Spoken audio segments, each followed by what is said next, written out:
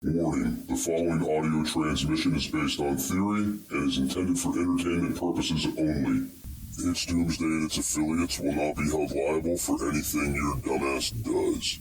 Listener discretion is advised.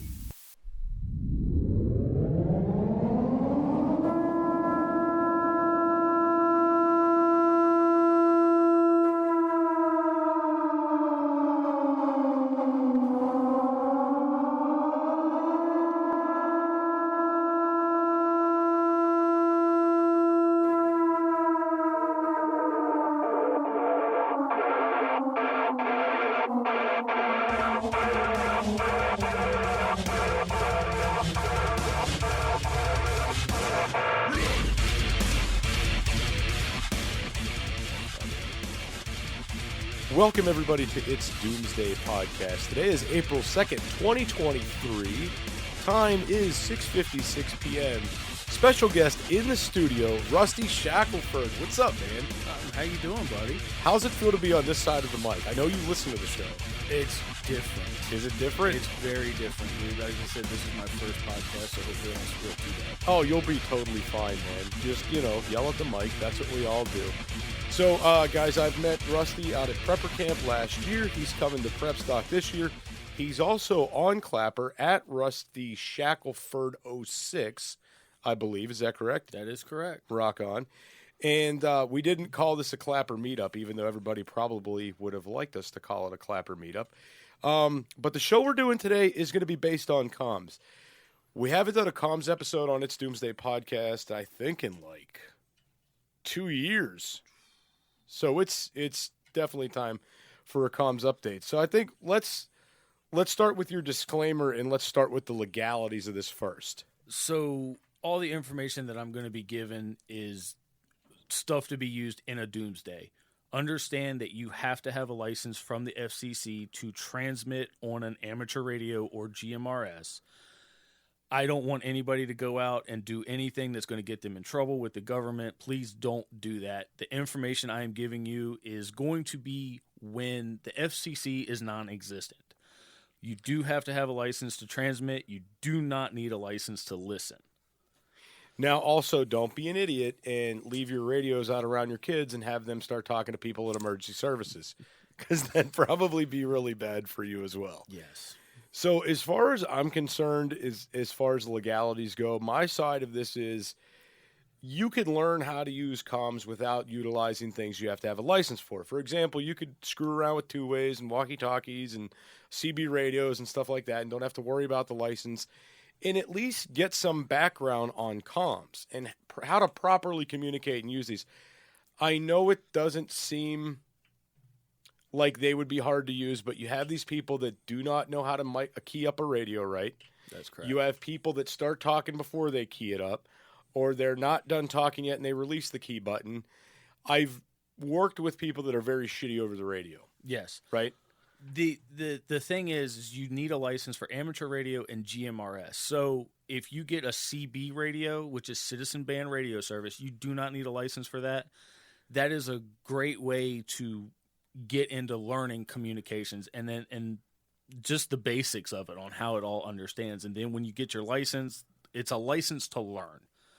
And that's where you can really start experimenting and practicing to get better and make contact with people that are, in your county, the next state over, in the next continent. It is very possible to do. The big thing for me is everybody underestimates how important comms are. They're a big, big deal. And what I've said in past episodes, it doesn't matter if there's somebody invading a property, invading your area, or if it's a situation where you're in the next room and you need another roll of toilet paper. Having that comm, having that ability to radio somebody and say, hey, this is what's going on, sharing that information, sharing that knowledge is a very, very big deal. Yes, all of the books that I have read, communication becomes a very big part of the way life is going to become. It will beat walking to your closest neighbor that might be 2 miles away. If you have the ability to communicate through VHF or UHF, that is going to make life a lot easier. You're going to be able to pick up transmissions from other areas to see exactly what may be going on in the country. If something happens in the United States, you're going to be able to get news from somebody that has that information. So even just being able to listen to a radio is going to give you a lot of good information. Oh, absolutely. Now, let's get into these frequencies here. So you've got HF. Now, I'm not a guru at this stuff. I don't know any of this stuff really, but so HF, high frequency. Yes. All right. UHF, ultra high frequency. Yes. VHF, very high frequency. Yes. Okay. Now, what are the differences with these? Because I thought HF didn't require a license. It does. Okay, it does. So there's 3 levels for amateur radio operators. It's technician, general, and amateur extra. Your technician will cover you on the UHF, which is 70 centimeters, the VHF, which is the 2-meter band, and it will cover you a little bit on the 10-meter band, which is HF. If you get your general license, that will cover you for a lot more of the general. And your amateur extra will just open you up to certain sections of those bands. So a lot of people will get their amateur license. They'll stop at general because they have all of the access to them. But the amateur extra just opens you up for those different bands. Are you looking for something kick-ass to add to your closet? Reaper has the hookup for t-shirts, hoodies, button-ups, hats, beanies, and plenty of other badass products. You can check out Reaper Apparel Company at www.reaperapparelco.com and use code DOOM10 for 10% off. Jester only stands behind brands he believes in, and Dan at Reaper Apparel has a mission, and Jester is on board. Go check out www.reaperapparelco.com today and use code DOOM10 for 10% off your entire order. Why be a sheep when you can reap? Use code DOOM10 for 10% off at www.reaperapparelco.com today. Gotcha. Okay. So for those of you out there listening, I'm not a ham radio operator. I do own radios. I do own ham radios, but I don't have the licenses. I never went and took the classes. I never got any of that stuff. So, the big thing for me is this is not just educational for you guys out there. This is educational for me as well, I would say. That's the goal. That's why I started putting out Clapper videos. The better off, the more everybody knows, the better off we're all going to be if something happens. Right, exactly. And I thought it was interesting when you started making content because it kind of came out of nowhere. It was, man. You were actually my inspiration for that. I was like, Jester does this stuff. I can take what I know and put it out there. And if one person learns something and they're a little smarter than they were yesterday, then I feel like I've done something good. Right, exactly. And I'm happy to see that there are more content creators out there putting out the preparedness content. It is making a big deal because it's not just getting information to people wanting the information. It's also people are waking up and saying, hey, I never thought about that before. Maybe I should think about this. Or if this is that serious, maybe I should take it seriously. That was my whole thing. A part of it was I started reading a lot of books. And that was the common theme among all the books was communication. So I just sat back one day and said, I think I'm going to start learning about ham radios and communication because it's one of the older forms of communications other than Morse code, and that's just where I said, I'm just going to start learning it. And that's just where it is. I've had a couple of people ask me a couple of questions about it, and here we are. Okay, so I think one thing we should jump into on the show is, the different kinds of comms that are available out there to everybody right now, what people can purchase right now, what they can get right now, what they could be training with right now.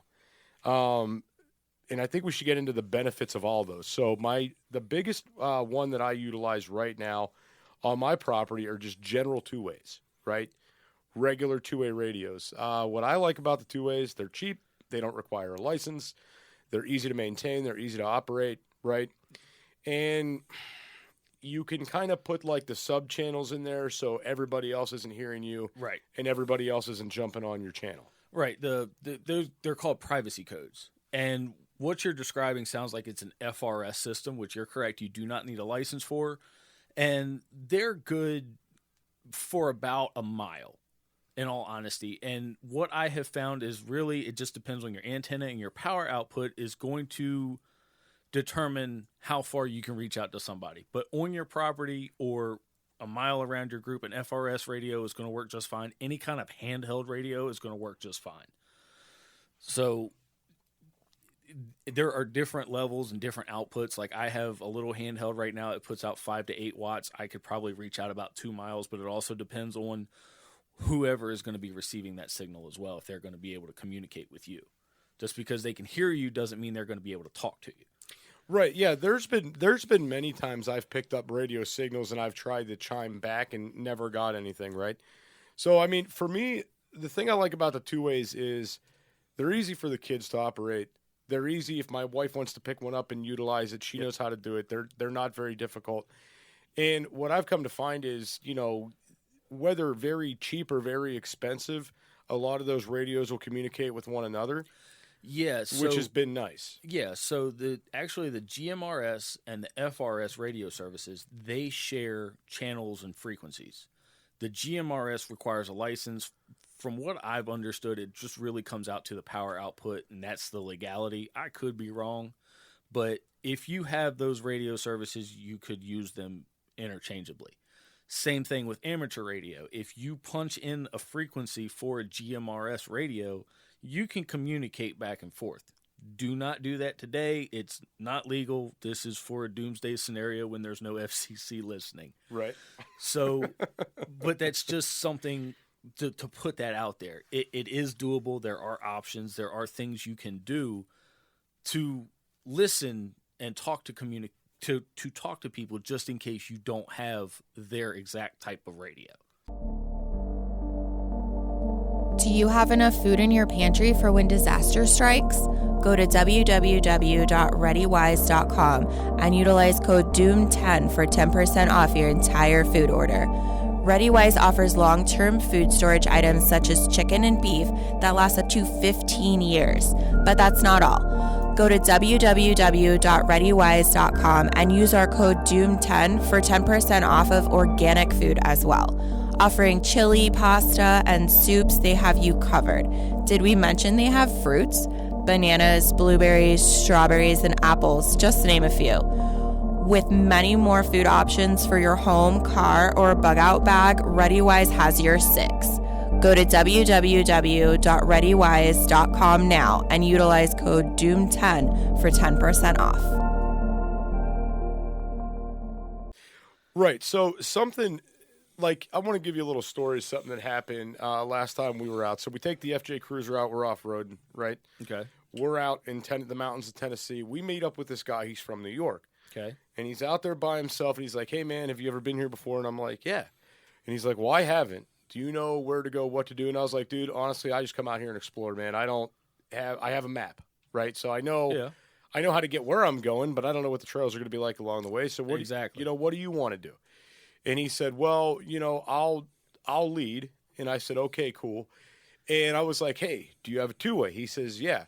So, again, didn't plan on meeting this guy there from totally different states. He's from up in New York. And the next thing I know, him and I are communicating on these two-ways because both smart enough to think ahead to have a radio in our vehicles and no programming, no nothing. Hey, I'm jumping on channel 5. Okay, cool. I'll be on channel 5. And the whole time going through the trails, we're able to communicate. Didn't have to, and that's what's so beneficial about it, because if you run into people that have the two ways and you need to communicate, you're going to be able to do that. It's going to be a benefit. Yes, and the good thing about it is, especially with FRS and GMRS, they share frequencies. So if I'm walking down the street and I meet somebody, hey, man, what, you know, just exactly in your situation, you might have an FRS radio, he might have GMRS. So you're able to communicate with them. And you know, ham radio, honestly, and CB radio, if you get the frequencies, you can pull them up online, you can write them down, you can program them in. Are you allowed to do it now? No. But it's an option down the road. And that's what my goal is, for people to know that you have options down the road in case you have an emergency and all you have are CB frequencies. You know, I think it's channel 9 is the emergency band, you know, for, you know, pull it up and start calling and say, I need help. Right. No, I got you. So let's get into the CB side of this. So I keep a CB in the truck, mounted in the truck, and I have a handheld that I utilize that I could take out, put in a different vehicle if I need to, or utilize it at the house, whatever. So CBs, I think everybody's pretty familiar with the CB radios. Everybody associates them with tractor trailers, truck drivers, stuff like that. Right. So, and I mean, typically these are all 40-channel radios. That's correct. So, I mean, this is a system. If you have the CB radios, you're going to continuously scan channels till you find what you want anyway. Right? Yeah, but the thing is with the scan feature though is somebody really has to be talking on it in order for you to know that somebody's on it. If you happen to scan through the frequencies and nobody's talking, they're in between breaths or whatever, it's going to skip right over. But if you're in an emergency situation or a bad situation, you can sit there and scan through one at a time until you hear people talking, and then you can start trying to reach out to them. Fire is one of the most basic essentials for survival. Whether you're camping, hiking, or preparing for disaster, Blackbeard has your six. Go to www.blackbeardfire.com and utilize code DoomsDay for 10% off your entire purchase. Blackbeard offers stormproof matches, plasma arc lighters, fire starters, and ferro rods, all of which are great for your bug out bag. Once again, go to www.blackbeardfire.com and utilize code DOOMSDAY for 10% off your entire purchase.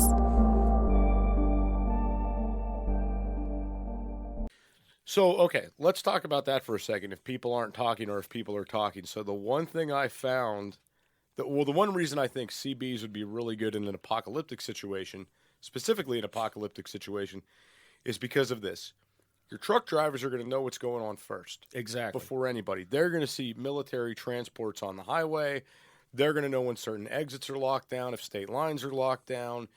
They're going to know if there's foreign entities, going up and down the highways, in and out of towns.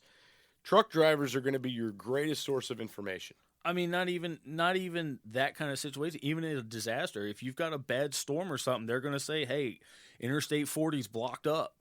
We've got to go around there. That could give people that are listening to say, hey, you know what? Let's not take 40. Let's take some other road. If you can listen to them. And usually truckers will tend to stick to certain channels depending on the direction they're going. So one of the things I read, I think 17 goes east to west and 19 goes north to south. So I'm trying to remember. So I believe I'm trying to think what it is. It was either 9 or 19 was emergency channel. I think it's 9. It's channel 9, I think. So yeah, anytime, and that's not that strict of a thing anymore. Maybe it was back in the day. So I know like nowadays, if I see the highways backed up and I'm stuck in traffic, I'll jump on the CB, I'll jump to channel 9, and the truckers will just be in there chit-chatting about what's going on.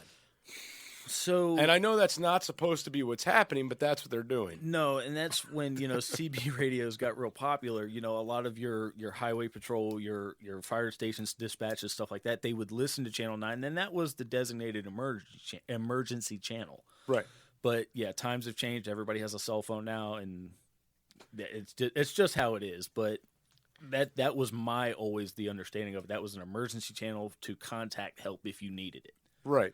And now it's just chatter. Pretty much. Hey, there's some idiot put their van into a tree, 2-mile markers up. Now they're blocking the whole road. Blah blah blah. Like that's here's my phone number. Send me a picture of it. Right. Yeah, that's pretty much what's going on now. And then 19 is widely utilized. A lot of them use 19, and a lot of them use 17. And I've read some things. It depends on the state that you're in. Like I think California uses their own channel just for like California communications.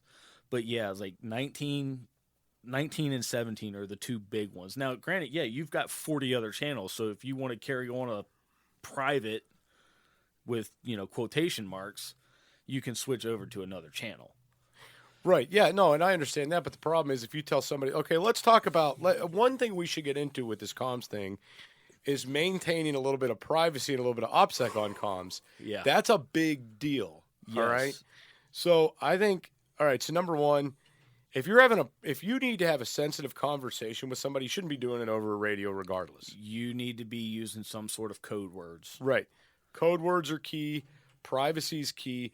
So even if you tell, you don't want to say, hey, Rusty, I'm going to jump over to channel 5 so we can have a private conversation. Exactly. Because as soon as everybody hears that, everybody's going to channel 5. You need to say, hey, Jester, we need to go to channel Delta, and then me and you need to have an understanding of what Delta is, and then that way we can switch to, say, channel 17. Right. And that way it'll buy us a little bit of time. So learning code is very important. So I would prefer to have something where we say something to the effect, the truck's out of gas, I got to figure out a new plan. And we know that that plan is to jump to a new channel, not necessarily that there's going to be a private conversation. Right. Because as soon as somebody hears jump channel or this channel code, blah, blah, blah, let me start scanning. Right. Let me start scanning. And that's where in the amateur radio community they have Q codes. And one of them is QSY. And even if we're on CB and say, hey, Jester, I'm getting queasy, we know to switch to another channel. So you can kind of do stuff like that. Now, you can't encrypt a radio channel. From what I understand, you're not even really supposed to use codes. But again, though, we could keep it discreet and say, hey, I'm getting queasy, and me and you are going to know to switch to channel 12 or whatever. Right. Buy us a couple of minutes, and then we can say what we need to say and get on with the next one. Want to be a guest on the show? Email it's doomsdaypodcast@gmail.com. That's it's doomsdaypodcast@gmail.com. Right. And I mean, the other part of this, guys, is not utilizing any familiar landmarks in your radio transmissions as well.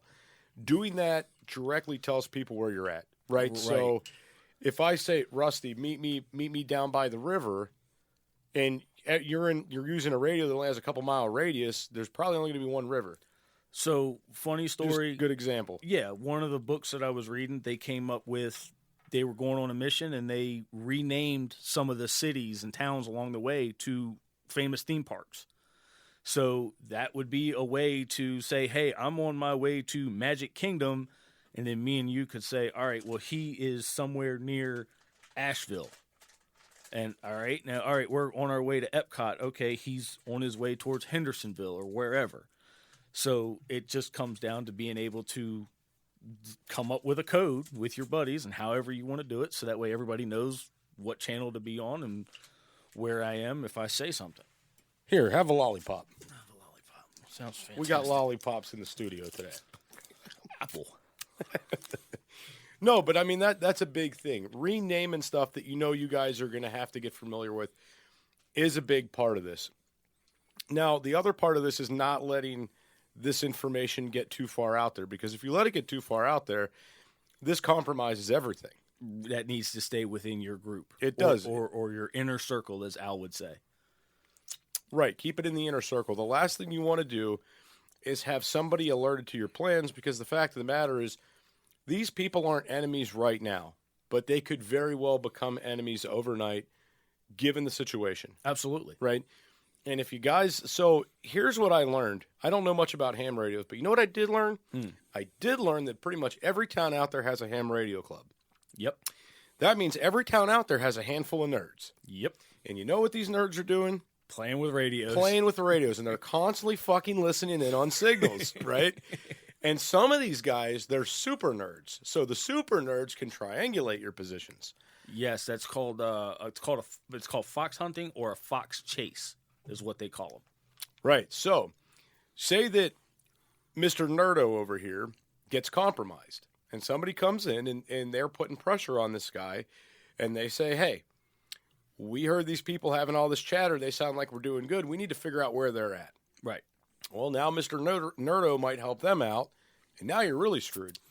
So your only hope is that they're operating on a repeater, because then they're going to trace that signal back to the repeater, which is going to take time. Once they get there, if you continue to communicate with them, then they'll be able to kind of hone in on where you are. So if you're using a simplex, which is two people operating on the same frequency, it wouldn't be overly difficult to figure out where they're coming from. unless they're using invis, which is pretty much where you send a signal straight up on HF, it bounces off the ionosphere and comes straight back down. They're going to have a hard time with that. But how many people know how to do that? Okay, well, obviously not me. I don't either. Like this is, you're bouncing it off of the ionosphere and it's coming back down and it's blanketing an entire area, and it's okay, this is way above my pay grade, but that is an option to kind of defeat that. So let's talk about this in the comms world. What would be the hardest radios to triangulate? Probably that way right there. Would be bouncing up and coming back down. But once they figure that out, they're going to know you're within a certain area. So if me and you are trying to talk and we're, say, 40 miles away from each other, I bounce a signal off the ionosphere and come back down, somebody could triangulate and say, you know what, they're somewhere in this county. And then it's just a matter of trying to figure out by process of elimination to figure it out. Now, you can also do propagation, which is bouncing signals off of the ionosphere. So if I'm in my home state and you're in your home state, if it's a possibility to do it, we could talk to each other by ham radio, by the radio waves, and we're 400 miles apart. See, and this is, and like, okay, so everybody in out there that's listening right now probably going to tell me I'm a hypocrite.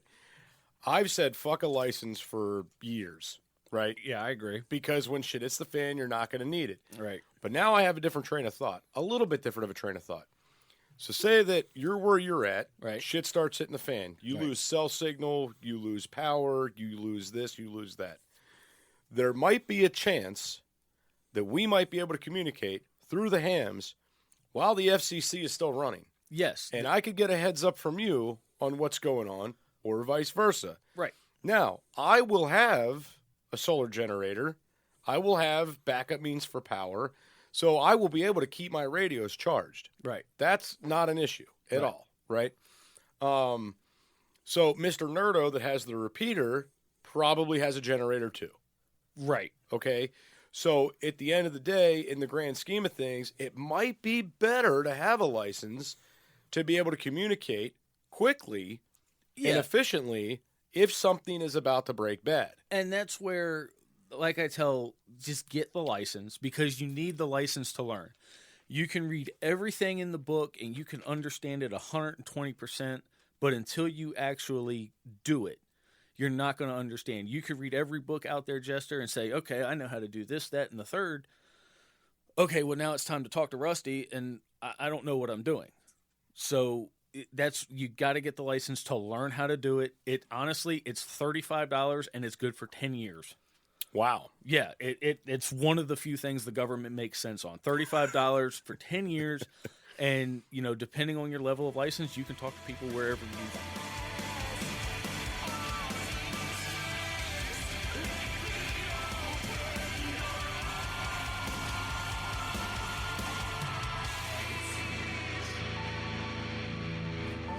This is an emergency action message.